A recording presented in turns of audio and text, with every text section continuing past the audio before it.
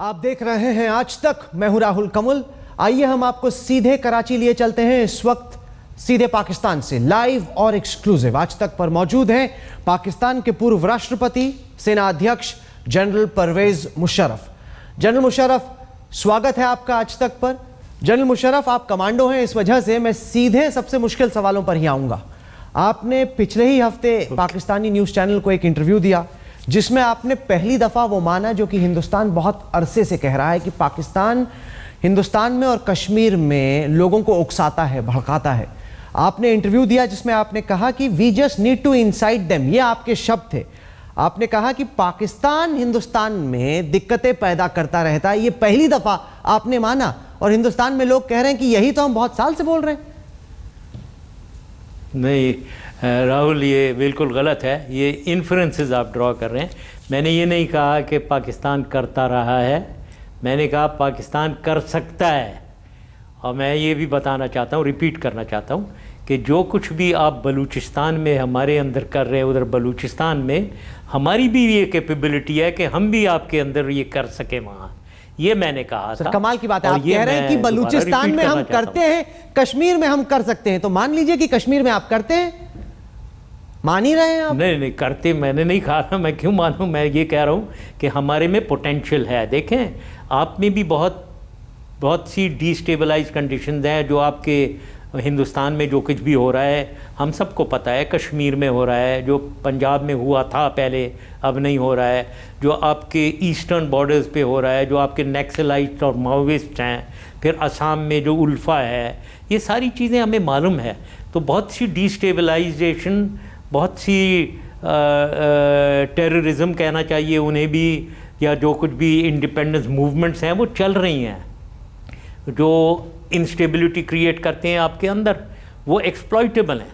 तो वो उनका फ़ायदा लिया जा सकता क्योंकि है। न केवल आपने ये मैंने नहीं कहा कि हम लेते रहे हैं, ये तो आप इन्फर कर रहे हैं। आपने ये भी कहा कि हमारे सोर्सेज हैं हिंदुस्तान में जिनका हम इस्तेमाल कर सकते हैं। आपके शब्द थे बिहाइंड लाइंस, हम बॉर्डर पर भी लड़ सकते हैं, बिहाइंड लाइंस भी लड़ सकते हैं। यही तो हिंदुस्तान की बात है कि पाकिस्तान प्रॉक्सी वॉर कश्मीर में कर रहा है। नहीं कर नहीं रहा है। मैंने जो कहा वो बिल्कुल सही। मैंने कहा कि ये कैपेबिलिटीज़ तो आपकी देखें, ये रॉ है आपकी और ISI है हमारी, इनमें कैपेबिलिटीज़ तो हैं। ये आप भी इस्तेमाल इन्हें करते रहे हैं, हम भी जैसे आप इस्तेमाल करते हैं वैसे ही हम इस्तेमाल करते हैं। तो ये एक फूल्स पैराडाइज में रहना नहीं चाहिए, ये हैं कैपेबिलिटीज़। अब यहाँ मेरा कहना कि यहाँ जो कश्मीर में हुआ है, बहुत ही एक जंग आज़ादी हम उसे कहते हैं, वो लड़ते रहे हैं आपके ख़िलाफ़, हिंदुस्तान के ख़िलाफ़। उसकी वजह से एक बहुत सी सिंपथीज़ यहाँ हुई हैं। दर्जनों यहाँ ऐसी मुजाहिदीन ग्रुप्स बने हैं जो जाना चाहते हैं अक्रॉस द बॉर्डर, लड़ना चाहते हैं अपनी कश्मीरी भाइयों के साथ। इसमें कोई डिनायल नहीं है, ये तो सही है। लेकिन अगर आप पीस प्रोसेस की तरफ चलते हैं तो इनको रोका जाता है कि आप ना जाएं। ये मेरे ज़माने में तो कम से कम यही हो रहा था। तो इसलिए ये मैंने जो कहा है आप कह रहे हैं कि आपके ज़माने में तो रोका जा रहा था आतंकवादियों को आने से, लेकिन अब तो ये खुले में आ रहे हैं क्योंकि कश्मीर के लोग तो शांत पड़े हैं। जितने भी घुसपैठी आ रहे हैं, जितने भी आतंकवादी आ रहे हैं, वो सारे वो हैं जो कि नियंत्रण रेखा यानी लाइन ऑफ कंट्रोल के पार पाकिस्तानी आर्मी स्मगल कर रही है। ये जो पुरानी गेम 2002 से पहले खेली जाती थी वो एक बार फिर से रिवाइव हो चुकी है। जनरल मुशर्रफ, नहीं देखें, बात यह है कि जैसे मैंने कहा पोटेंशियल है, यहाँ लोग तैयार हैं, लोगों को हमदर्दियाँ हैं अपने कश्मीरी भाइयों के साथ, लड़ने मरने को तैयार हैं। अब आप घुसपैठिया जिसे कह रहे हैं, यहाँ उन्हें मुजाहिदीन कहा जाता है, उनको बहुत इज्जत से देखा जाता है। ठीक है, आप उन्हें घुसपैठिया समझते होंगे, यहाँ लोग उनको इज्जत से देखते हैं कि जो अपनी जान पे खेल के कश्मीरी भाइयों के साथ लड़ना चाहता है। लेकिन ये शुरुआत तो इसकी कश्मीरियों ही से हुई है। कश्मीरी आपके इंडियन हेल्ड कश्मीर जिसे हम कहते हैं, उधर ही से इसकी शुरुआत है। वही लोग लड़ रहे हैं, ये उनकी मदद पे जाना चाहते हैं। आपके तो बयान को सुनने के बाद है जिसमें कोई डिनाई नहीं कर कश्मीर के चीफ मिनिस्टर ओमर अब्दुल्ला ने कहा कि मुशर्रफ कहते हैं कि कश्मीर के लोगों को उकसाने भड़काने की ज़रूरत है रेगुलर इंटरवल्स पर। लेकिन कहा तो ये जाता था कि कश्मीर की जो लड़ाई है वो तो एक इंडिजिनस लड़ाई है, अंदर की लड़ाई है। तो अब साफ हो गया कि पाकिस्तान इसको भड़का रहा है, पाकिस्तान इसको उकसा रहा है। नहीं, कोई ऐसी बात नहीं है। इंडिजिनस है, कश्मीर के अंदर ही लोग हैं। ये आप हर दूसरे दिन नहीं है वो यासीन मलिक को पकड़ के ले जाते हैं, उनके एपीएचसी लीडर्स को पकड़ के ले जाते हैं। सर अगर इंडिजिनस है, अगर कश्मीर के लोगों की खुद की लड़ाई है तो उसको भड़काने की क्या जरूरत पड़ी है आपको? अगर खुद की लड़ाई है कश्मीर के लोगों की, लड़ने दीजिए उनको। आप भड़काते क्यों हैं? हम भड़काते नहीं हैं, भड़काते हम नहीं हैं। मैंने ये नहीं कहा हम भड़काते नहीं हैं, लेकिन हम भड़का सकते हैं। जैसे आप, मैंने कहा है कि अगर आप लाइन ऑफ कंट्रोल में हमें ट्रबल करेंगे और हमारी बलूचिस्तान में और अगर अफ़गानिस्तान में आप ट्रेनिंग कैंप्स रखेंगे और टेररिस्ट को बलूचिस्तान में भेजेंगे, हम भी यही कार्रवाई आपके खिलाफ कर सकते हैं। ये मैंने कहा है। सर, हिंदुस्तान आप इससे इन्फ्लुएंस निकाल रहे हैं कि हम करते हैं। तैयार किए हैं, तस्वीरें दी हैं कि पाकिस्तान अधिकृत कश्मीर यानी पाकिस्तान ऑक्यूपाइड कश्मीर में इन जगह पर टेरर कैंप्स चल रहे हैं। ये उनकी तस्वीरें हैं, सैटेलाइट इमेजेस हैं। ये सारे सबूत हिंदुस्तान ने कई मर्तबा आपको, जब आप राष्ट्रपति थे और इस वक्त भी पाकिस्तान की सिविलियन गवर्नमेंट को दिए हैं। अगर आप ये बार बार कहते हैं कि हिंदुस्तान बलूचिस्तान में ऐसा करता है वैसा करता है, अगर रत्ती भर भी आपके पास इसका सबूत है तो दिखा दीजिए, सार्वजनिक कर दीजिए, भंडाफोड़ कर दीजिए हिंदुस्तान का। अब तक तो एक ढेले का सबूत नहीं आया है जनरल मुशर्रफ। नहीं, बहुत सबूत दिए हैं, ये बात नहीं। किसको दिए आप? बहुत सबूत दिए। कब दिए? बहुत। अब ये पूरे अनएंडिंग डिस्कशन है, एंड तक चलेगी। ये तो मैंने कारज़ाई साहब को भी दिए थे, जो इसमें मैंने उन्हें बताया था कि सारे जो रॉ एजेंट्स आ रहे हैं, कैसे उनको बॉर्डर्स पे भेजा जा रहा है, उनकी रिसेप्शन अरेंज हो रही है। फिर कंधार में और जलालाबाद में जो आपके कॉन्सुलेट्स हैं वो क्या कर रहे हैं, आपके वो ट्रेनिंग कैंप्स जो बॉर्डर पे इस वक्त ट्रेनिंग कैंप्स लगे हुए हैं चमन के अक्रॉस बॉर्डर पे, अफ़गानिस्तान में पाकिस्तान के बॉर्डर के अक्रॉस आपके ट्रेनिंग कैंप्स लगे हुए हैं। 25 कोई 3 दर्जन ट्रेनिंग कैंप्स लगे हुए हैं। तो ये सारा कुछ पता है और एविडेंस इसकी पहले दी गई है, बहुत एविडेंस दी गई है, लेकिन वो मानते तो कोई भी नहीं है ना। और आप जो कह रहे हैं हमें एविडेंस दी गई है, मुझे तो कोई नहीं, किसी ने तस्वीर दिखाई पाकिस्तान के कैंप्स की। मैं ये तो आप कह रहे हैं, मैंने तो कभी अमेरिका का एक डिप्लोमेटिक केबल बताता हूं जो कि विकीलीक्स के जरिए निकल के आया, जिसमें US secretary of state Hillary Clinton उस वक्त कह रही हैं कि पाकिस्तान की आईएसआई, जिस एजेंसी को आप बहुत अच्छे से जानते हैं, वो अभी भी तालिबान और लश्कर तैयबा के साथ सीक्रेट रिश्ते बना के रखी हुई है। ये सबूत है, ये अमेरिका खुले में मान रही है, इनकी इंटरनल डॉक्यूमेंट्स दिखा रहे हैं, जो कि विकीलीक्स के बाद सार्वजनिक हो गया। ये हकीकत है पाकिस्तान की।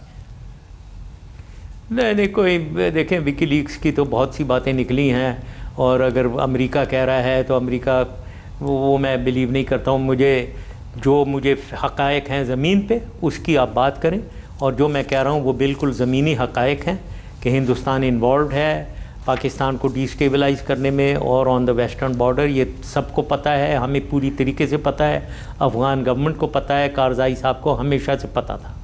हमारी जहाँ तक रोल है, कश्मीरी स्ट्रगल जो है बहुत अरसे से चल रही है, तो अर्ली 90s से चल रही है और ये चलती आ रही है, और ये इंडिजिनस है, पूरी तरीके से इंडिजिनस है। करज़ाई साहब ने तो कई मरतबा शिकायत की है हिंदुस्तान में अमेरिका जाके कि पाकिस्तान अफगानिस्तान को डिस्टेबलाइज करने की कोशिश कर रहा है। करज़ाई साहब की तो ये लगातार शिकायत रही है पाकिस्तान के खिलाफ। लेकिन करज़ाई साहब के लफ्ज़ को मैं बिल्कुल क्रेडेंस देता ही नहीं हूँ उनको। मैं तो शुरू में भी उनके मुंह पे कहा करता था कि आप हमें मिसलीड करते हैं, फैक्ट्स को डिस्टॉर्ट करते हैं। तो छोड़ें, करज़ाई साहब की बात को छोड़ें, अभी वो चले भी गए हैं। बताइए, आपकी बात मानी जाए, बाकियों की बात आप कह रहे हैं कि ना मानी जाए, लेकिन मैं आपका ध्यान खींचना चाहता हूं लाइन ऑफ कंट्रोल, नियंत्रण रेखा की ओर, जहां पे पिछले कुछ दिनों से और आज भी भारी फायरिंग हुई है। आपने 2002 में सीज फायर घोषित किया। आपने कहा कि पाकिस्तान यूनिलैटरल सीज फायर करता है, उसका इंडिया ने रिस्पॉन्स दिया कि इंडिया की बंदूकें भी अब शांत रहेंगी। पिछले कुछ दिनों से लगातार हम लोग देख रहे हैं हैवी एक्सचेंज ऑफ फायर हो रहा है इंडिया और पाकिस्तान के बीच। और ये वाकया शुरू हुआ जब हिंदुस्तान ने एशियन गेम्स में पाकिस्तान को हॉकी में हरा दिया। उसके बाद हिंदुस्तानी जनरल कहते हैं कि एकाएक पाकिस्तान से फायरिंग आनी शुरू हो गई, अनप्रोवोक्ड, बगैर किसी वजह के एक के बाद एक भारी फायरिंग, हैवी फायरिंग की, मोटार फायरिंग हुई। अब एकाएक जो लाइन ऑफ कंट्रोल खामोश पड़ी थी उसको पाकिस्तान क्यों अलाइव कर रहा है, उस पर पाकिस्तान क्यों टेंशन क्रिएट कर रहा है जनरल मुशर्रफ? नहीं, कोई ऐसी चीज़ नहीं है। और ये जो आपने हॉकी मैच ही की बात कर दी, तो एशियन गेम में तो मेरे ख्याल में पाकिस्तान ने हराया था हिंदुस्तान को हॉकी मैच में। जनाब तो जनाब आप टीवी और न्यूज़ नहीं देख रहे, हिंदुस्तान ने हराया था, लेकिन बहरहाल वो छोटी बात है, उसमें कोई मतलब नहीं है। मुझे सवाल ये है कि इंडियन जनरल्स कहते हैं कि उसके बाद से हमले शुरू हुए, उसके बाद से हमले शुरू हुए, एकाएक फायरिंग हुई, क्यों हो रहा है? राहुल ये बिल्कुल रिडिकुलस बात है कि इसको हॉकी से कनेक्ट कर देना कि हॉकी मैच क्योंकि हराया गया इसलिए पाकिस्तान ने लाइन ऑफ कंट्रोल पे एक डिस्टेबलाइजेशन शुरू कर दी।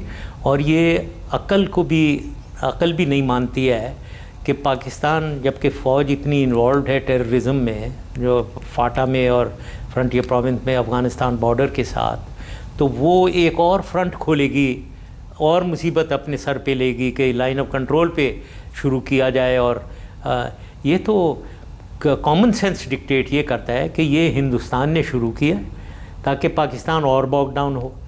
हिंदुस्तान पहले अफ़गान बॉर्डर के साथ कर रहा है, इनसाइड हमें डिस्टेबलाइज कर रहा है बलूचिस्तान फ्रंटियर में, और अब वेस्टर्न बॉर्डर पे भी शुरू किया है ताकि पाकिस्तान की मिलिट्री को स्ट्रेच किया जाए, डिस्टेबलाइज किया जाए पाकिस्तान को। अकल तो यही कहती है, कॉमन सेंस यही कहती है। तो ये आप उसको कन्वर्ट कर रहे हैं हॉकी मैच के ऊपर, ये तो एक रिडिकुलस बात है। आप ये मान रहे हैं कि पाकिस्तान की सेना इस वक्त जो वजीरिस्तान में आतंकवादियों के खिलाफ लड़ रही है, उस वजह से पाकिस्तान की सेना बहुत कमज़ोर पड़ गई है, स्ट्रेच्ड है, ये आपके शब्द थे, और इस वजह से हिंदुस्तान से इस वक्त पंगा नहीं लेना चाहिए, ये आप कह रहे हैं सर? ये अच्छा वर्ड इस्तेमाल किया, ये बिल्कुल ही पंजाबी वर्ड है मेरे ख्याल में, पंगा नहीं लेना चाहिए। हाँ देखें, पाकिस्तान फ़ौज जो है ये इतनी कमज़ोर नहीं है। पाकिस्तान फ़ौज बहुत ताकतवर फ़ौज है और बिल्कुल ये कमज़ोर नहीं पड़ी है क्योंकि ये फ्रंटियर में या फाटा में जो कुछ भी कर रही है। ईस्टर्न बॉर्डर पे हमारी पूरी तरीके से विजिलेंस है, हमारी गार्ड इज़ अप। बिल्कुल हिंदुस्तान को गलत फहमी में नहीं रहना चाहिए कि वो हम कहीं कमज़ोर पड़ गए हैं और हम अपनी प्रॉब्लम्स को या हमें जो थ्रेट्स हैं उनको हम फेस नहीं कर सकते। अल्हम्दुलिल्लाह पाकिस्तान फ़ौज बहुत ताकतवर फ़ौज है। आपकी फ़ौज हमारी फ़ौज से बड़ी ज़रूर होगी, लेकिन गलत फहमी में आप ना रहें कि पाकिस्तान फ़ौज कमज़ोर फ़ौज है या कमज़ोर पड़ गई है। हम बिल्कुल कमज़ोर नहीं पड़े हैं, हमारी पूरी कैपेबिलिटी है। और इसमें आपको पता ही है, आपकी मिलिट्री भी जानती है कि इस वक्त पाकिस्तान और हिंदुस्तान फ़ौज में अगर कोई कन्फ्रंटेशन हो तो उसमें एक न्यूक्लियर कॉनोटेशन भी है जो बहुत डेंजरस है दुनिया के लिए। तो इसलिए हमें इन कमाल की बात है, पाकिस्तान की सेना हमला करती है, भारत की सेना उसका जवाब देती है और अब फौरन न्यूक्लियर शब्द का इस्तेमाल कर देते हैं। लगता है ये न्यूक्लियर धमकी पाकिस्तान देता है इस उम्मीद में कि बाकी देश फौरन डर जाएंगे और हिंदुस्तान पे प्रेशर डालेंगे कि आप अपनी बंदूकों को शांत कर दीजिए। नॉर्थ कोरिया भी इसी तरीके से किया करता था, क्या पाकिस्तान भी नॉर्थ कोरिया हो रहा है जहां तक न्यूक्लियर शब्द का सवाल है कि बार बार थोड़ा सा दबाव पड़े पाकिस्तान पे तो पाकिस्तान कहता है हम न्यूक्लियर बटन दबा देंगे? नहीं, हमारे लेट मी अश्योर यू कि ऐसी कोई बात नहीं है। पाकिस्तान की जो कन्वेंशनल फोर्स है वो उसमें भी इतनी ताकत है कि वो कन्वेंशनल वॉर लड़के आपको रोक भी नहीं, अगर हम अपने कार्ड सही पी लें हम आपको डिफीट भी कर सकते हैं। तो हमें तो अपने आप पे यकीन है, अपनी फ़ौज पे भरोसा है। छोटी फ़ौज होगी लेकिन बड़ी ताकतवर फोर्स है। तो ये बिल्कुल नहीं है कि हमने आपके ऊपर अटैक किया और फिर हम न्यूक्लियर बात करते हैं, ये तो आपने उल्टी बात की है। आप अटैक करते हैं और हम न्यूक्लियर इसके ऊपर नहीं बिल्कुल बात करते हैं। हमारी कन्वेंशनल फोर्स इतनी है कि हम आपका मुकाबला कर सकें, कोई इस गलत फहमी में ना रहें आप। और ये न्यूक्लियर कॉनोटेशन आप जब 2002 में मुझे याद है 10 महीने के लिए आप आ गए थे, ये बॉर्डर पे आप ले आए थे जब आपके पार्लियामेंट पे अटैक हुआ था मेरे ज़माने में। 10 महीने तक आप पूरी फोर्स अपनी पाकिस्तान के बॉर्डर पे ले आए थे, हम भी बॉर्डर पे ले गए थे। उस वक्त भी न्यूक्लियर कॉनोटेशन तो था लेकिन कन्वेंशनली भी आप आगे नहीं आए, फिर आप चले गए और दोबारा ठीक हो गया। आप ही फोर्सेस को लाए थे, आप ही फिर अपनी मर्जी से वापस गए हैं। हमला हुआ था, आप ही ने इनिशिएट किया हुआ लाइन ऑफ कंट्रोल पे, आप ही मेरे ख्याल में रुक जाएंगे। संसद पर हमला हुआ था वो शायद भूलना नहीं चाहिए। जनरल परवेज मुशर्रफ से इस खास मुलाकात में वक्त हो गया। लेकिन हमने अगर कोई दुनिया से कोई करता है, आप ही के लोग अगर कोई पार्लियामेंट पे अटैक करते हैं उसका ब्लेम आप हम पे ना दिया करें। आज तक इस वक्त कराची से हमारे साथ हैं पाकिस्तान के पूर्व राष्ट्रपति जनरल परवेज मुशर्रफ। जनरल मुशर्रफ, इस वक्त हिंदुस्तान और पाकिस्तान के रिश्तों में दरार आ गई है। नवाज शरीफ को भारत के वजीर आजम ने अपनी इनॉग्रेशन के लिए नई दिल्ली इनवाइट किया। उसके बाद लगा कि शायद हिंदुस्तान और पाकिस्तान के बीच दोस्ती की पहल होगी, लेकिन एक बार फिर से चूंकि नियंत्रण रेखा पर हमला हो गया, चूंकि हुर्रियत के नेताओं से पाकिस्तान के हाई कमिश्नर की मुलाकात हुई, जबकि हिंदुस्तान ने कहा था कि प्लीज ऐसा आप ना कीजिए, उसके बाद दोनों देशों के रिश्ते एक बार फिर से खटाई में पड़ गए हैं। आप क्या मानते हैं कि हिंदुस्तान और पाकिस्तान के बीच मोदी जी और नवाज शरीफ के रहते रिश्ते आगे बढ़ पाएंगे, या फिर यही लड़ाई जो है, यही जो अनबन का सिलसिला है, वही जारी रहेगा? नहीं, ये तो होना नहीं चाहिए। अनबन का सिलसिला जो है जारी नहीं रहना चाहिए। पीस होनी चाहिए दोनों मुल्कों में, लेकिन डिस्प्यूट रेजोल्यूशन की तरफ जाना चाहिए। ये जो आपने कहा है कि APHC लीडर से नहीं मिलने की इजाज़त दी है, वो नहीं चाहते थे कि मिलें, तो ये तो बिल्कुल, ये तो कन्फ्रंटेशनिस्ट कोर्स हुआ। मैं जब भी जाता था APHC से मिलता था, और अभी भी प्राइम मिनिस्टर अगर गए हैं उनको APHC से मिलना चाहिए था, और अगर उनको रोका गया है, ये बिल्कुल अनफ्रेंडली एक्ट है, और ये मेरे ख्याल में रेजोल्यूशन ऑफ डिस्प्यूट्स के ख़िलाफ़ जाता है ये। तो अगर ये हमारे प्राइम मिनिस्टर उनसे नहीं मिले तो मैं उसके हक़ में बिल्कुल नहीं हूँ, ये गलत हुआ है। और कोई भी अगर हुकूमत आपकी और प्राइम मिनिस्टर मोदी साहब अगर चाहते हैं कि ये नहीं मिलना चाहिए, तो ये मेरी नज़र में एक कन्फ्रंटेशन। हिंदुस्तान ने एक रेड लाइन ड्रॉ की है। हिंदुस्तान ने बताया पाकिस्तान को कि आप हुर्रियत से ना मिलिए। हिंदुस्तान और पाकिस्तान बायलैटरली, द्विपक्षीय तौर पर आपस में बातचीत करके हर मसले का समाधान खोजने की कोशिश करेगा। ऐसे में जब पाकिस्तान बार बार हिंदुस्तान को प्रोवोक कर रहा है, तब फिर नरेंद्र मोदी को भी इसका जवाब देना पड़ा, क्योंकि ये पहले से ही क्लियर हो गया था कि अगर हुर्रियत के नेताओं से बातचीत होती है तो फिर जो फॉरेन सेक्रेटरीज की मुलाकात है वो कैंसिल हो जाएगी। नहीं, ये आई थिंक ये दो लफ्ज़ जो आप इस्तेमाल कर रहे हैं, रेड लाइन और बायलैटरलिज्म, इसकी मैं जवाब देना चाहूँगा। पहली चीज़ तो रेड लाइन आपने कुछ बनाई होगी, लेकिन हमारी पाकिस्तान कोई आपके प्राइम मिनिस्टर के नीचे, प्राइम मिनिस्टर मोदी हमारे प्राइम मिनिस्टर नहीं है। अगर रेड लाइन वो कोई सेट करते हैं, वो हम उसको कुछ नहीं समझते हैं। हम ये नहीं ये रेड लाइन देना कि पाकिस्तान के वो APHC से ना मिले, ये बिल्कुल नामंजूर है पाकिस्तान को। ये कोई रेड लाइन हमें मंजूर नहीं, ये गलत है। नहीं, ये वही रेड लाइन है जो नवाज शरीफ ने मान ली थी। ये वही रेड लाइन है, जब नवाज शरीफ हिंदुस्तान आए थे तो हुर्रियत से नहीं मिले थे, वो नहीं मिले थे, सही बात है, लेकिन उसकी जो फॉल आउट यहाँ हुआ ये भी आपको पता होना चाहिए। वो कोई वेल रिसीव्ड नहीं था, ये बिल्कुल गलत, ये वेल रिसीव्ड नहीं था। तो मैं तो अपनी व्यू दे रहा हूँ, मेरी नज़र में ये बिल्कुल गलत था और ये रेड लाइन बिल्कुल गलत है। दूसरा, आप बायलैटरलिज्म की बात करते हैं।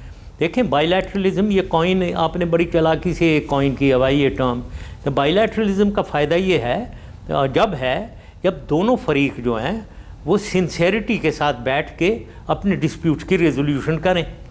लेकिन अगर आप जाते हैं, पाकिस्तान जाता है, हाँ जी बैठे चले सियाचिन, सर क्रीक, कश्मीर की रेजोल्यूशन की तरफ जाते हैं, और आप कहते हैं भाग जाओ जी, नहीं बात करते हैं, तो ये कौन सी बायलैटरलिज्म हो? फिर लिहाजा अगर ये होता है तो फिर आप इंटरनेशनलाइज करते हैं इश्यूज को। सर इस बार बात आ जाती है, आप कह रहे हैं रेड लाइन है APHC से, आप एक सेकंड राहुल जी, इस वक्त आप कह रहे हैं कि आप इंटरनेशनल वो APHC से बात तक ना करें, ये रेड लाइन है। तो बायलैटरलिज्म कहाँ गई? वो तो गायब हो गई, तो बायलैटरलिज्म फेल हो गई, तो इसलिए इंटरनेशनलाइज करना पड़ता है। तो ये भी, इसका भी ब्लेम मैं हिंदुस्तान पे डालूंगा। सर क्योंकि जब आप राष्ट्रपति थे तब बार बार संयुक्त राष्ट्र में जाके, यूनाइटेड नेशंस में जाके कश्मीर का राग अलापना पाकिस्तान ने बंद कर दिया था। इस बार जब नवाज शरीफ गए सितंबर के महीने में, तब हमने देखा एक बार फिर से वो कश्मीर की बात करने लग गए। तो हिंदुस्तान और पाकिस्तान ने तो तय किया था कि सब मुद्दे बायलैटरली रिजॉल्व होंगे। एक बार फिर से कश्मीर का ढोल अंतर्राष्ट्रीय तौर पर पाकिस्तान पीटने की कोशिश कर रहा है। क्या आपको नहीं लगता कि ये गलत है, और हिंदुस्तान और पाकिस्तान को अगर मिलके प्रॉब्लम को सॉल्व करना है तो ये तो उसके खिलाफ जाता है, उस भावना के खिलाफ जाता है? जैसे मैंने कहा है, ये मेरे ज़माने में प्राइम मिनिस्टर वाजपेयी के साथ और प्राइम मिनिस्टर मनमोहन सिंह साहब के साथ, दोनों के साथ हम एक पॉलिटिकल ट्रैक पे आगे जा रहे थे। कश्मीर डिस्प्यूट भी हम रेजोल्यूशन की तरफ, एक मैंने 4 पॉइंट पर वो पैरामीटर्स बनाए थे, उसके मुताबिक हम आगे चल रहे थे। हम ड्राफ्ट कर रहे थे कश्मीर के रेजोल्यूशन, क्या होगा, किन लाइंस पे होगा। ऐसे ही सर क्रीक और सियाचिन के ऊपर भी हम आगे जा रहे थे। तो लिहाजा इसको इंटरनेशनलाइज करने की ज़रूरत नहीं थी, क्योंकि बायलैटरल ट्रैक इफ़ेक्टिवली आगे जा रहा था। लेकिन अगर बायलैटरल ट्रैक को रोक दिया जाए जो मैं दोबारा रिपीट करता हूँ, ये जो APHC से ना मिले पाकिस्तानी प्राइम मिनिस्टर, ये तो आप बायलैटरल ट्रैक को रोक रहे हैं, वो पीस प्रोसेस को रोक रहे हैं आप। तो फिर तो एक ही रास्ता रह गया कि इंटरनेशनल किया जाए, इसे इंटरनेशनलाइज किया जाए। तो आई थिंक ये डुप्लिसिटी नहीं होनी चाहिए। हिंदुस्तान एक डुप्लिसिटी दिखा रहा है कि जी बायलैटरल होना चाहिए, बायलैटरल पे आते हैं तो बात नहीं करते हो, इंटरनेशनलाइज जाते हो तो उधर नहीं जी वहाँ ना बात करें, आप बायलैटरल करें। तो ये क्या गेम खेल रहे हैं आप पाकिस्तान के साथ? ये गेम खेलना बंद करें। तो कोई भी प्राइम मिनिस्टर या चीफ एग्जीक्यूटिव पाकिस्तान का अगर स्ट्रांग आता है, वो आपको ये गेम नहीं खेलने देगा। आज तक में वक्त हो गया है एक बहुत छोटे से ब्रेक का। ब्रेक के बाद वापस आपको कराची लिए चलेंगे और जनरल परवेज मुशर्रफ से हमारी एक खास मुलाकात जारी रहेगी।